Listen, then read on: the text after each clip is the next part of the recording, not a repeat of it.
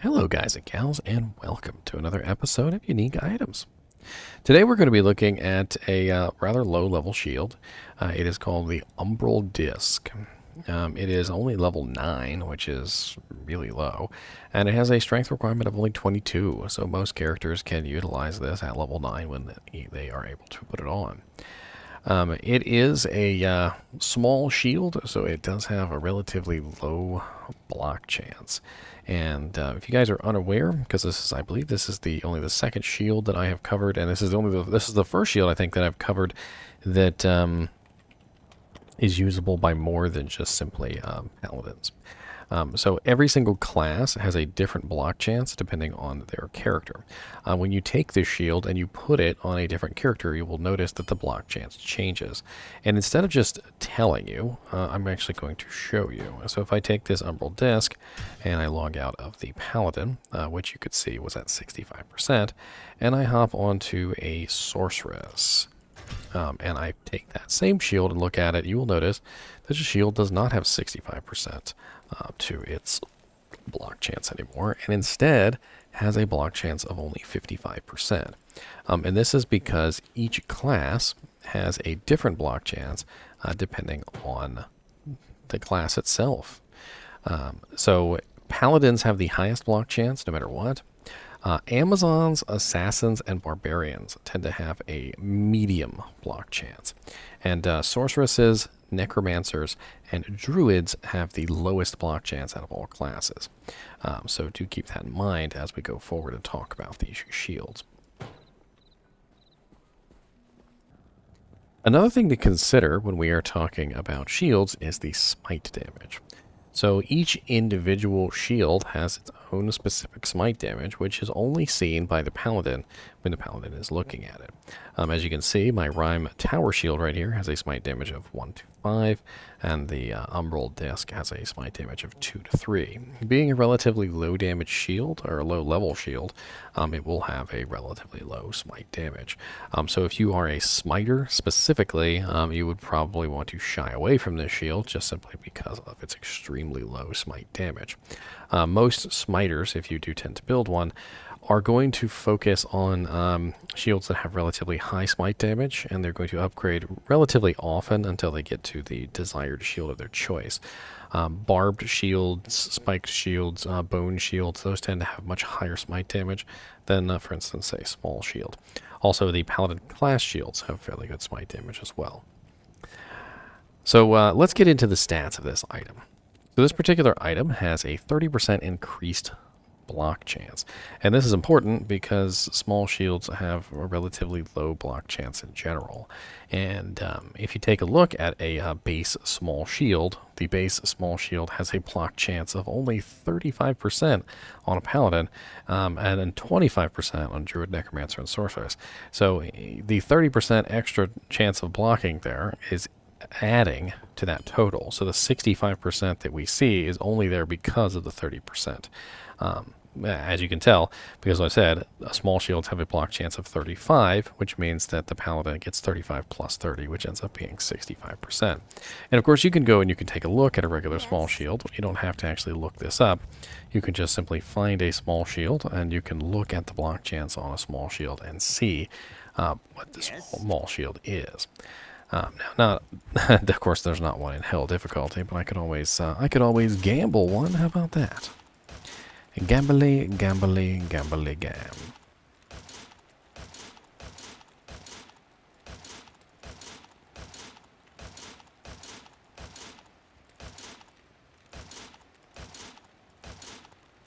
And of course, oh, there we go. So now we have our small shield. See, it's at 35%. So nice little upgrade bump in the blocking on the Umbral Disc. We also have Hit Blinds Target on the Umbral Disc, which is very, very nice. Hit Blinds Target is essentially the same effect as Dim Vision, and it will essentially cause all monsters to be blinded to your very presence. Now, it doesn't work very well in melee because if the monster is able to see you, then they will hit you. What blind does and dim vision does is it takes the monster's light radius and it puts it to 0. And when the monster's light radius hits 0, it essentially takes like anything that they can't see outside of their light radius becomes a, how do I put it, an unseeable object.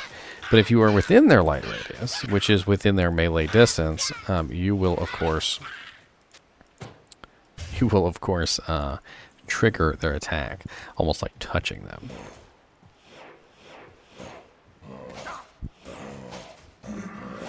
And this is the blinding effect. You notice that he still attacks me, but if I move away from him while he is blinded, he usually will not chase me down because I have run out of his radius. But as soon as you walk into the radius of the monster, the blinded zone, they will immediately notice your presence and they will attack you. So this is one of the nice bonuses of this particular shield is the hits blinds target effect. And at level 9, it can actually be fairly nice, just simply because being able to curse monsters, which is essentially what this is a curse, on any low-level melee character, is going to come in handy, allowing you to kite easier, allowing you to run away, allowing you to more easily isolate the monsters. So like, say for instance, you have blinded one, you can kind of move around and fight another while that one is blinded. In general, it's just a survivability or a defensive mechanic, which is certainly interesting. We also have a 50% enhanced defense, which does vary from 40 to 50. The small shield doesn't really have very much defense on it, so this 50% enhanced defense doesn't really do a lot, which is probably why they gave it the 30 flat defense on top of that, which is doing most of the heavy lifting there in terms of beefing up this shield's defense, because of course a regular small shield is pretty low on the defense. We also have plus 10 to dexterity, which is, of course, very nice because that's going to assist your defense. It's going to give you a higher attack rating, and it's also going to increase your block chance. So when you hold your mouse over your defense, the dexterity is responsible for determining what your block chance is, up to the cap of 75%. So we got dexterity. Sorry, did I say defense? I meant dexterity. The dexterity is what determines your block chance. So having an additional amount of dexterity will increase that to a little bit higher. Of course, the base block percent chance on the shield also has a big effect on this. We also have a 20 to life bonus, which at level 9 is actually really nice. Level 9, that's a lot of life. It's not so much life at, like level 30 or something, but it's pretty nice at level 9. We got -2 to light radius, which means we will get a little darker when we put this shield on.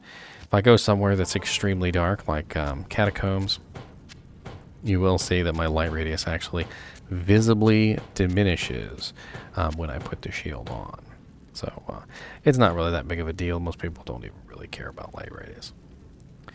So what can you do with this shield? Well, you could use it on a low-level paladin. You could use it on a low-level barbarian. You could use it on a low-level sorceress or necromancer, or it really doesn't matter.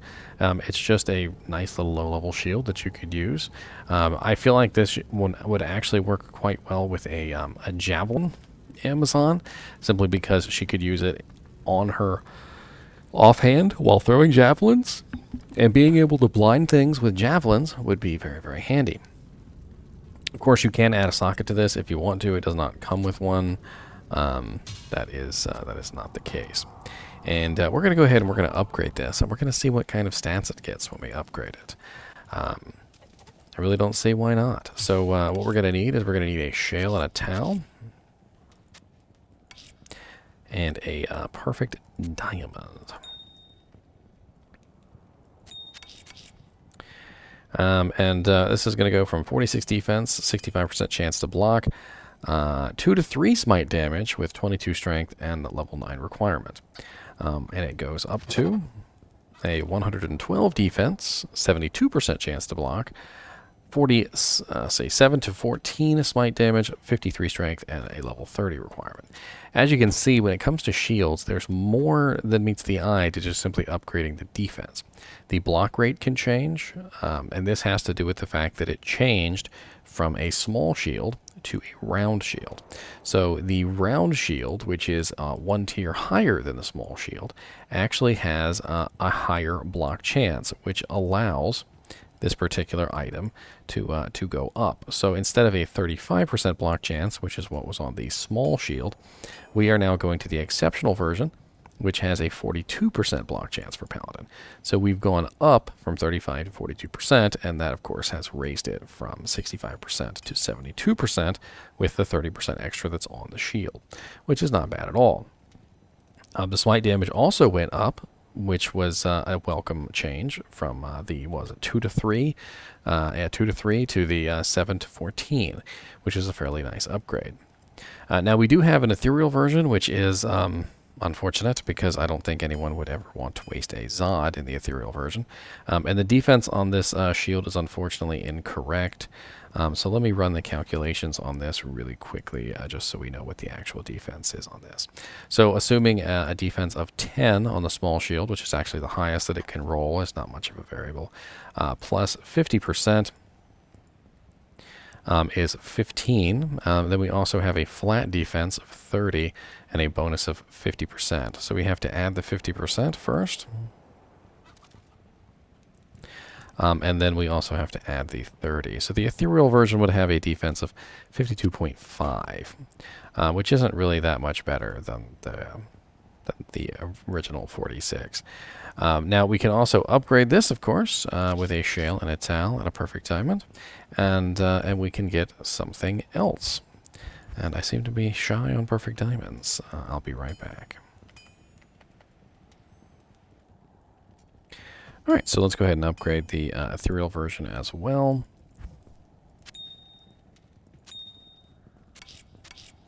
So the ethereal version is going to go from, what was that, 50, what did we figure out it was? 52.5 defense, a strength requirement of only 12, and a level requirement of 9. And that will upgrade to 153, 7 to 14 smite damage, which does not change from the ethereal version, 43 strength, and level 30 requirement. So it's an interesting shield. I'm not really sure it was worth upgrading. At level 30, I feel like there are better shields that you could be wielding. But the hit blinds target may be the reason why you've upgraded this shield specifically. So you want to keep that hit blinds target effect. Maybe you've stacked up several items that have hit blind target and you're trying to use them together. Like, for instance, there's a helmet that has hit blinds target, the Coif of Glory, and then there's the Umbral Disc round shield. And the two effects actually do stack, and the duration increases. So maybe you're just trying to, you know, increase the longevity of this particular shield in your build. Now, of course, we can upgrade this a third time. And the third time we upgrade this is going to be a little silly. We're going to upgrade this from a round shield to the elite version of this, which is actually the Luna. And let me go grab the runes. So we've got a limb and a co, and we're going to need another perfect diamond.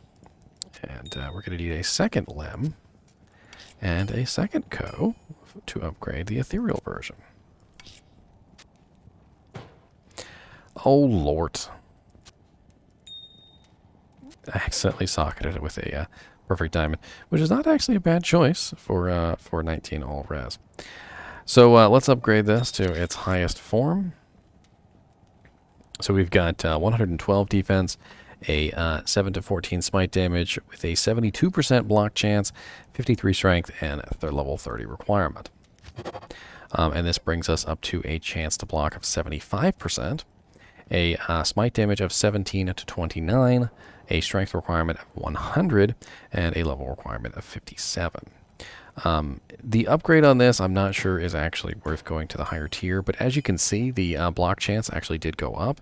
The smite damage went up, and you know, it's not just the level and the defense that go up, so it's interesting.